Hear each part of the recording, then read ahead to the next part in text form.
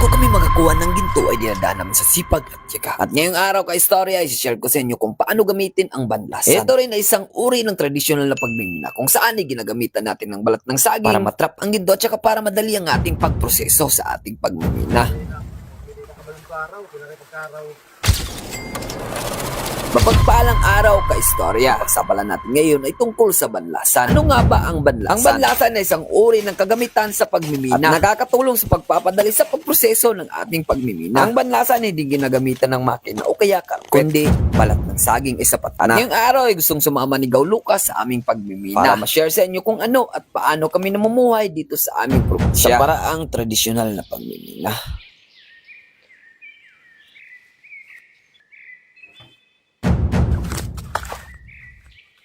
Ang banlasan ay pwede mong gamitin pag maraming tubig o malakas ang ulan. Madalas natin makikita ang banlasan sa ilog o kaya sa mabahang lugar. Mas mabisa kasi itong gamitin basta maraming tubig. Hindi kagaya ng ginagawa ni Gin na konting tubig, pinggan at saka biringan ay inap na para magpapera.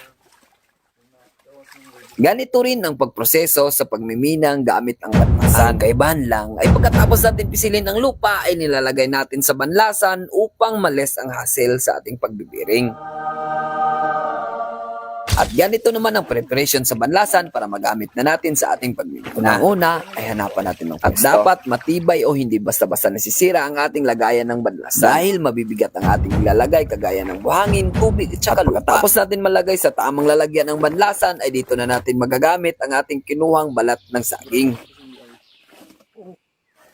At dapat ay sinusukat natin ng maayos ang banlasan at saka ang balat ng saging. Ganito po ang tamang pagproseso para magamit natin ng maayos ang banlasan at saka ang balat ng saging. Ang purpose po ng banlasan ay daluyan ng mga margaha, buhangin, saka tubig. At ang balat ng saging naman po ay isang trap ng ginto. At kung may butas naman po ang banlasan ay kailangan mong gamitan ng putik na matigas upang hindi dumaloy ang tubig at saka ginto sa may butas. Paano kaya naging trap ng ginto ang balat ng saging? Kasi ganito yan. Pag binalatan natin ng tama ang balat ng saging ay may makikita tayong mga butas. Hindi lang isa, kundi maraming butas na hindi mo kayang bilangin. Dahil sa mga butas ng balat ng saging ay nagsisilbi itong trap o kaya tuluyan ng mga ginto. At tapos natin malagyan ng trap ng ginto ay wag natin kalimutan magawa ng stopper gamit ang stick na kahoy. Ang purpose naman po ng stopper ay minimize niya ang daloy ng tubig, margaha, buhangin at saka ginto. Ang sinyalis para pwede nang gamitin ang banlasan ay paglagay mo sa tubig ay pantay ang kanyang daloy. At huwag mo rin kalimutan maglagay ng sample para masubukan mo at para hindi masayang ang iyong ginto. At ang purpose naman sa linagay ni Kuya na sako ay lagayan ng whisk galing sa banlasan upang pagtapon natin ay hindi na mahirap. Bawal kasing mahalo ang whisk sa tubig baka kasi overflow ang tubig at saka masayang.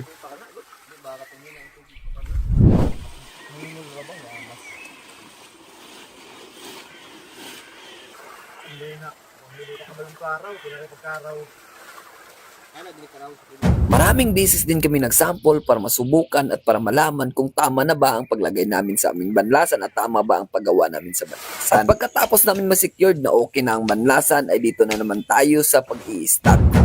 Sa ganitong uri ng pagmimina ay walang tsamba-tsamba o swerte-swerte, kundi paramihan ng stock para marami ding maiwi na ginto. Gaya nga ng sinabi ko, sipag at tiyaga ang puhunan para mabuhay tayo dito sa aming probinsya. Sa mga oras na ito ay napasya namin ni Gaw Lucas na siya ang mag-i-stock at ako naman ang taga-buhat ng stock. Minsan ay makapag-relax naman. Hindi talaga madali ang ganitong trabaho, kaya kung ayaw niyong subukan ay mag-aral kayo ng mabuti upang sa kinabukasan ay hindi kayo magsisi.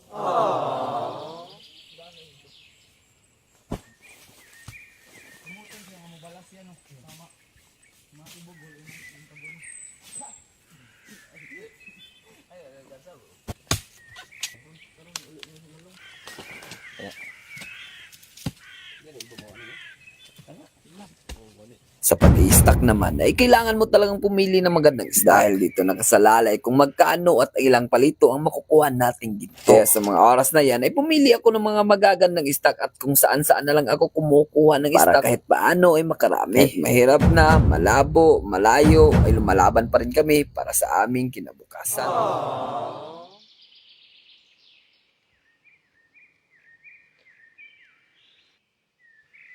Ang pinakamalaking sekreto sa ganitong trabaho ay ang pagtutulungan. Dahil kung wala ka nang ginagawa ay dapat mong tulungan yung kasama para maging madali ang inyong trabaho at marami kayong perang maiuwi sa inyong mga pamilya. At ang pinakabawal mong gawin dito sa ganitong trabaho ay ang pagrereklamo. Sipag at tiyaga talaga ang puhunan para matutunan mo ang ganitong trabaho.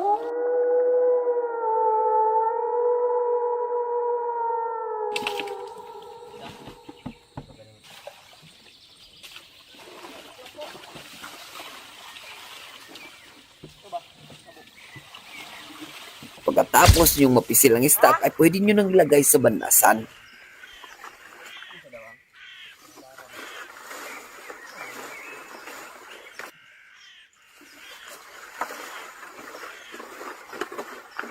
Ganito lang ang pagproseso sa banlasan, paulit-ulit hanggang maubos ang iyong stock. At isa sa uri ng advantage ng pagbabanlas ay pwede nyo ilagay ang mga waste ng iyong mga kasama para makuha mo ang mga nasayang na ginto nila at saka malagay sa trap ng ginto. Sa banlasan kasi ay hindi kay gaya ng biringan na sinisiparate pa ang bato at saka margaha. Dito sa banlasan, margaha na lang at saka ginto. Pagkatapos ng ating pagproseso,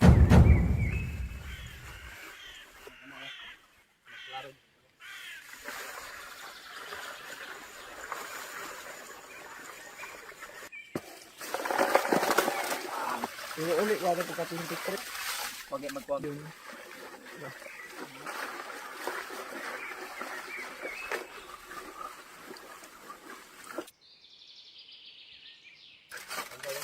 at pagkatapos na natin maubos lahat ng stock, ay pwede na natin kunin ang mga trap ng ginto. Para masiparit na natin ang margaha sa trap ng ginto, para masiparit na din natin ang marga at saka ginto sa biringan.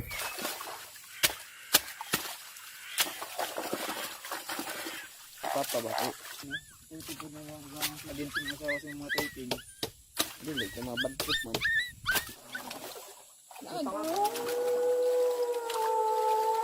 Ito na rin kinugma, be.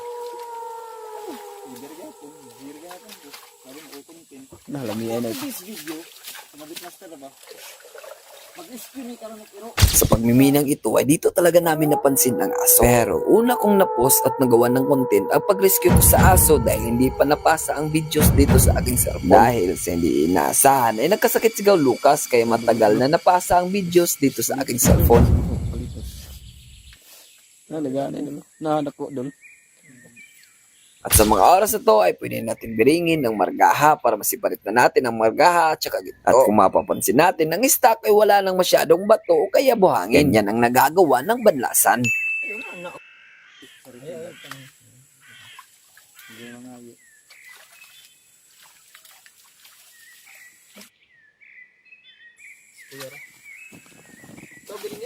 Siguro siya ra is kigadiin na maglangan na to. Sunod na po niya, dili pa ni mawala diri siguro. Importante karon nakatuod na ta diri. Ganito ang pagproseso ng pagbabanlas. Hindi ko kinakat ang videos para malaman nyo na hindi scripted ang videos na ito. Sana po ay may natutunan kayo. Bantay dito sa raman. Bulawan. Nadi dito na. Politis kay na ya. Dapat na. Kaya kasi siguro dos. Politis. Ay banmed lang ang halina.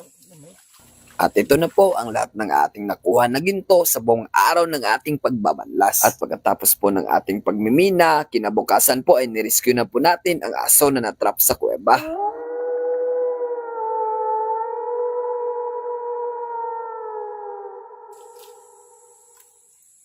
Magkuha na ko balde.